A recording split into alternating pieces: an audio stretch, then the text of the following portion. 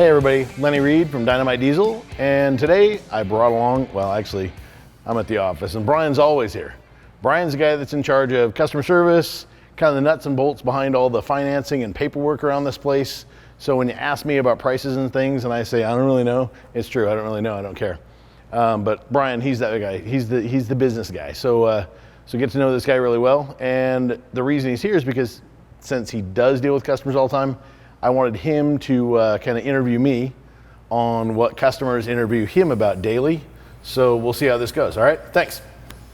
Cool. So we'll start out with, first and foremost, we're going to be talking about, this whole video is going to be based around the 24 valve ISB injectors, the 98.5 to O2 24 valve. So probably the most common question that I get from customers is, why do some trucks with upgraded injectors, specifically, for example, the 50 and 75 horsepower levels, why do some of them tend to smoke a little bit more than others that are built the exact same way, and what can I do to combat that?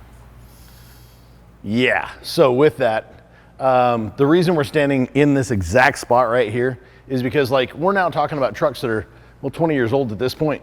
98.5, clear out to O2, it's a 4-year span. Older than that. Older than that, yeah, I mean, well, 98.5 to 18, so there's 20, right? So, yeah, 20 years. But what's cool about this, and what kind of makes this video a little bit memorable, is back then there was very few guys that were monkeying around with injectors, modifying them, and one team of guys that were doing that, they were Diesel Dynamics. And back then, this little extrude hone machine behind me was the machine that was being used for a lot of nozzle work. They were building Diesel Dynamics branded stuff, and they were doing nozzle work as well for other people. So it's cool that we have this, we call it Plan B. It's our backup plan to our big machine, and whenever the big machine breaks, or if it gives us problems, or if we're just overflowed, then we come to Plan B and it helps us out. So it's kind of cool that we've got this thing here in-house, since it is dated to be 20 years old now. And we're going retro. It was OG on that, on that style of truck. Yeah, so I guess... what can they do to combat it? If it's a little bit smokier than what they were expecting and like, what should they do? Every time he walks in and goes, hey, I got this guy, and I'm like, okay, VP44, cool. One thing to remember about those trucks is like anybody back in the day that had a VP44, 90% of the chance was 3.55 gear ratio on the rear differential and advanced 20 years in knowledge. It was just the wrong gear. They only have 4 gears, so every time you shift from first, second to third to fourth, you lose 800, 900 to 1,000 RPM from one gear change to the next. So if it doesn't wind up very far, which those trucks only have a maximum capacity of about 3,200 engine RPM, unless you get somebody like Edge's Race Box, and it'll let you wind it up to 4K. But when you go from 32 down to 22, you're right in the grunt of the torque again. And that style of injection pump, not a lot of volume, not a lot of pressure, and we had to rely on the injector to make any power out of it. So you're down there and you're grunting that thing to death. So 355's a lot of mechanical load against it.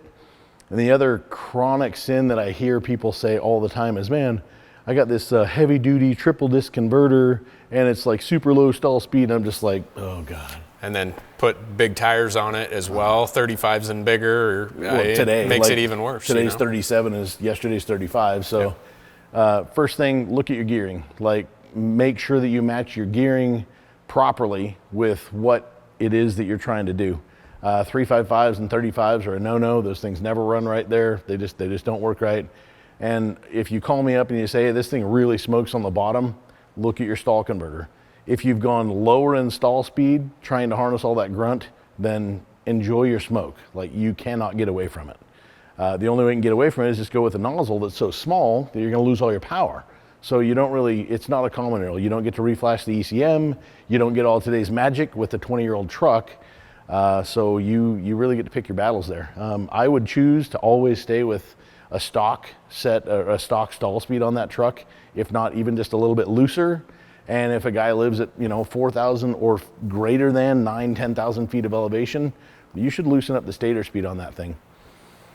So what about, kind of still on that same subject, what do you think about particular boxes? I don't know if you want to talk specific brand names, but in general, stacking boxes and what you can do with the boxes and how they play into how well that 50 or 75 horsepower set of injectors is going to do. So like the Smarty is like super popular for that era of truck.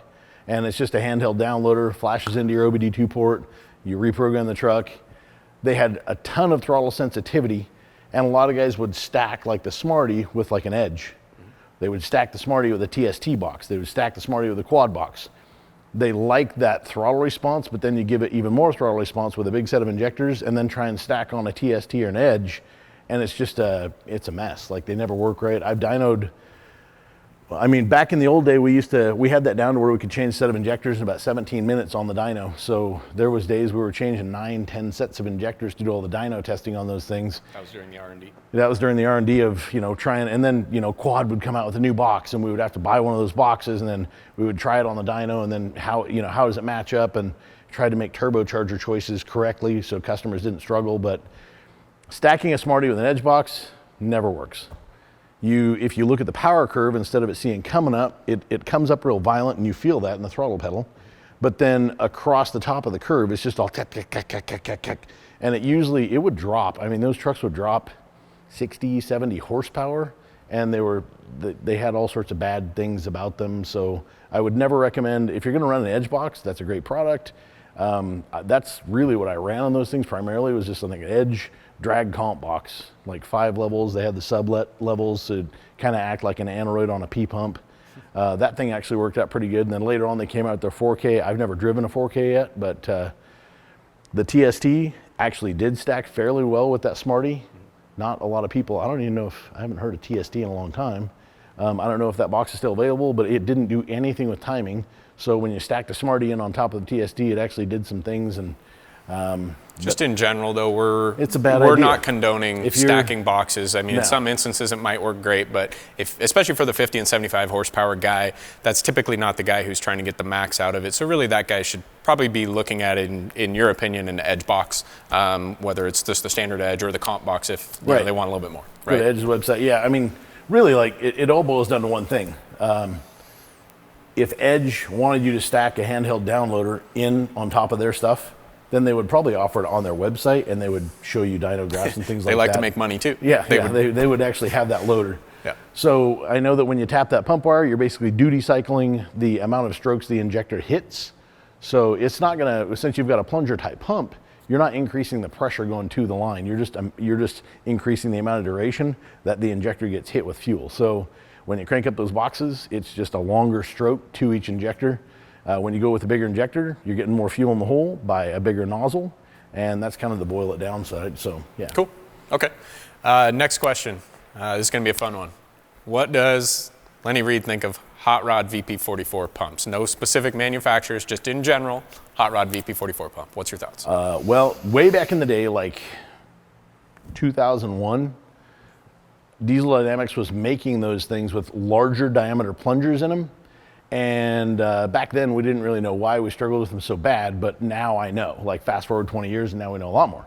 The larger diameter plunger would actually move more fluid. You would have more displacement hitting the injector. And really, like back then, we didn't have injectors like now. We have custom nozzles made, and we've got sack nozzles made and all that stuff. We've got really big flow rates that we didn't have back then. Like back then, they were pushing putty at 1,800 PSI. Today, we're pushing putty at 3,000 PSI. And now that we've designed our own nozzles, we can get flow rates that are just great. Mm-hmm. Those pumps would have lasted much better if we had today's nozzle technology back then. They weren't beating themselves to death, basically. Yeah, we were just killing those pumps because we were trying to shove so much volume through a nozzle that was too small. Mm-hmm. Today, like, I have a lot of complaints when people call up, and I've dyno tested a lot of VP44 hot rod pumps. I've dyno tested a bunch of them that made less than stock. So, because it says hot rod on the box, doesn't mean it's a real hot rod pump. Those things still have an ECM that's going to limit them. So they're never going to compete with like a common rail, period. That's just not going to happen. But they are a really good, reliable truck. In my opinion, I say if it's a 01, 02, high output truck, 245 horse, stay with the 17X reman pump, get it from like your favorite reliable guy. And the 15X actually has a less aggressive cam in it, but it had a little bit bigger plunger in it. Those things do move a little bit more fluid actually. And there's a good thing about that is they don't stall, which we need to talk about as well, as early as the 17Xs do. You can still get 650 horsepower, pretty reliably out of a stock, just a 15X pump. But if you're looking for 1,000 horsepower, then quite honestly, like save yourself the time, the money, the misery. Yeah, you can do a P-pump conversion, or you can, you know, find a common rail nowadays. Like that's my opinion. Yep. Okay, cool. Next question. Stalling. I kind of touched on it. Yeah, actually that was going to be one of the questions. So this is typically something I get in the majority of cases with the folks that have, say, a set of our injectors or competitors' injectors that are capable of, say, 500 horsepower or more. For us, that's like 125 horse, 150 horse, 200 horse, and some custom injectors. Guy getting on the freeway, good hard pull, or using it, say, on the track, sled pulling, whatever that may be. He's beating on it pretty good. And at some point, that thing starts to want to die, and especially when he then lets out of the throttle, it's coughing and spitting and pissed off. What is wrong? I just put these injectors in. Why is this happening, and is there something wrong with my injectors? Yeah, the injectors are too big, and the pump's too small. It's a bad combination. You just went from 100% duty cycle. There's not a lot of volume inside of a little tiny VP44, and you're evacuating it out as fast as you can put it in there. So when you go to chop the gas pedal, the ECM's saying, you know, cut it back down. And again, there's no volume left in the VP44, so you just suck that thing dry. I used to keep a 19 millimeter wrench in my door pocket because every time you'd stab the gas pedal on a 125, even a 100 horse injector, jam on the gas pedal, go to chop out of it.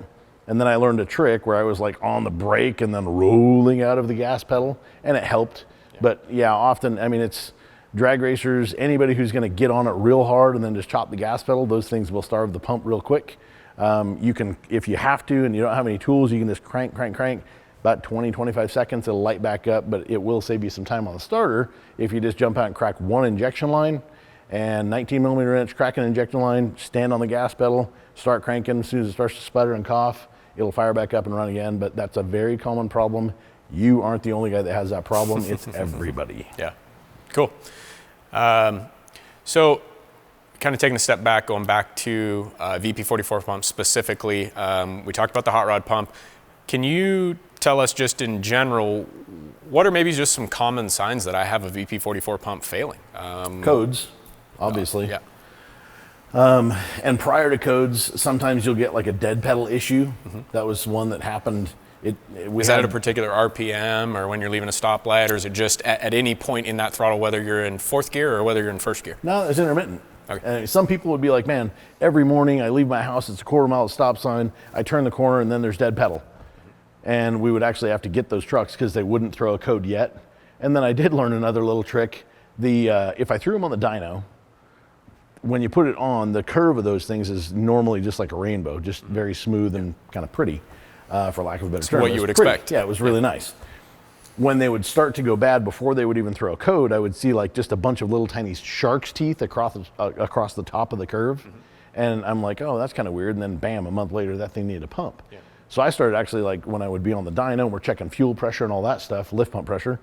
If I saw those little shark's teeth, I'd walk in and be like, hey, you know, Mr. Customer, just want to let you know you're probably gonna need a pump pretty soon. And it didn't have any codes, so I couldn't substantiate that with fact. But that was something, if you have access to a dyno and it's doing dead pedal, anything goofy like that, it's probably gonna need a pump. Yeah, extended crank? No, they always pop. Mm-hmm. Yeah, okay. No. So next question. Customer calls and says, again, he just installed a set of, say, for example, our 125s, our 150s, our 200 horse injectors, maybe even a custom set of injectors, still running a VP44 pump, and now he's got a little bit of a lope and idle. That's what cool. Gives? Like, you're welcome. It's that lope tune. Yeah, it's that lope tune. That's right where we start to go from VCO nozzles, which are very stock-esque. They have stock banners on the driving. Then we go to a sack. And the sack is much more aggressive, much larger nozzle. It hits faster, and the injection pump doesn't have a lot of control over the amount of fluid that's hitting the piston.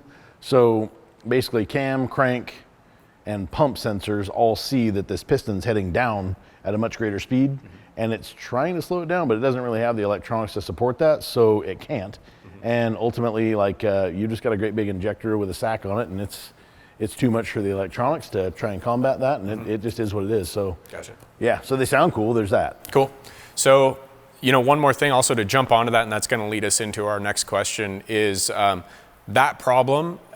Some trucks aren't near as bad as others for whatever reason, but it'll definitely, in our opinion and what we've seen, it'll be worse if you've got oversized connector, if you've got modified connector tubes, oversized injection lines, and a lot of hot rod VP44 pumps will tend to exacerbate that problem and make it even worse. So big time. Jumping right into the next question, right on top of that one, do our customers need a set of, say, modified connector tubes, which we offer, oversized injection lines, with a big set of our injectors when they're still running a VP44 pump, no matter if it's a hot rod pump or a 15X, 17X stock pump? What do you think? I would discourage anybody changing line diameter with a VP44 pump, period.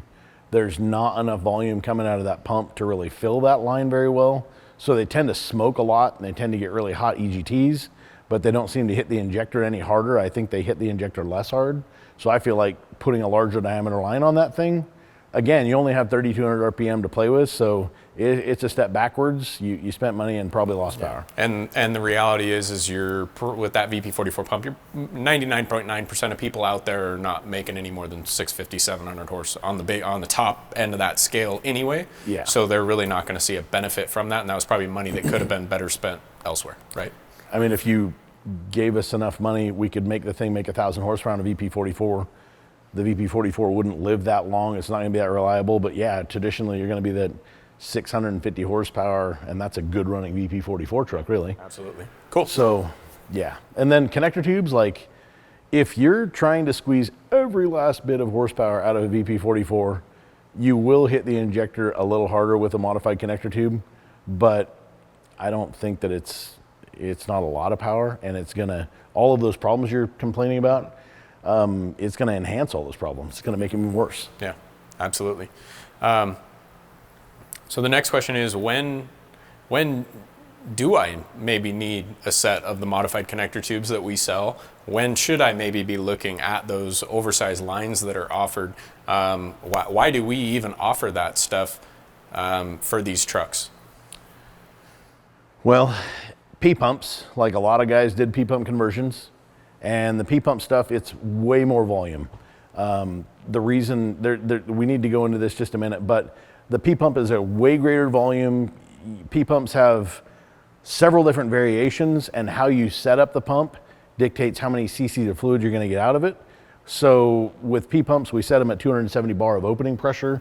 VP44 gets set at 290 bar. They're just a totally different animal, and a P-pump volume will move a heck of a lot more volume than a VP44 period. So yeah. So quickly want to quiz you here, see if you remember. Do you know roughly what our recipe size is on a 50 horse nozzle for an ISB? I know the factory was like 27. Okay, let's use that. Factory's 27, let's say on our flow meters. Our, say, stage 1 injector for a P-pump, 94, 98 truck, is what, about 54 liters a minute, I want to say? Stage 1 is going to be 54, 55. Yeah. So I use that with customers a lot to give them an example of how much more volume a P-pump flows than a VP44. So you take a stock injector, you set the nozzle on a stock 24 valves in the 20s, was it? Yeah, it's like 26, 27. And even like a 50 horse from us is in the 30s, something like that, right? Like the, yeah, it's going to be like 34. So just use that as an example. We're calling those, say, the same horsepower roughly. And you can see how much larger the nozzle needs to be on the P-pump version of the injector for a 94, 98 pickup truck. So just goes to show you, it definitely moves a lot more volume. Now, the other question that I get a lot is folks who have converted over to P-pumps from the VP44, and they're asking us about injectors, and they've got, say, for example, a 100 horse set of injectors from us or from somebody else, and they want us to reset the pot pressures for them. And I tell them, hey, it's not a great idea. We really should look at custom speccing you out a set of injectors specific to your vehicle and more specifically to the pump that you're running and your goal horsepower. Why do we like to do that? Why is it a good idea? And what are some possible downfalls that the customer might see if they don't do that? Well, basically, like you're engineering a whole new fuel system. You're putting a P-pump on that never was bolted to a VP44 truck ever from Bosch or Dodge, and ultimately, like now you have to look at what you're doing and think about the injectors. The injector are That's the end throttle. And like you said, if you don't have an injector nozzle big enough, matter of fact, the guys back at Diesel Dynamics a long time ago, they were putting 2002, 2004, yeah, well, it was something Lawrence's like that. truck, and it was 2002, and the thing, it was making 830 horsepower with a good sized set of injectors in 2002? it. Yeah. That's legit. Yeah, it was a good running truck. With a and P pump? He drove. It was a P pump, 24 valve. Like bought some lines from Scheid and bent them all up, and it was a clean install. It ran really good. He basically took. It was a 215 pump that he twisted the P&Bs way up on, and it made a lot of volume. It was probably a 700 cc pump. No VP44 is over 200 cc's. So what ended up happening is, as he owned the truck, he would drive that thing an hour up and an hour down from Vegas to his home. And when he drove it, it had a good sized set of injectors in it, and it lived. When he sold it, it got sold to another gentleman, and when he sold it, it was supposed to be choked down to like 500-600 horse.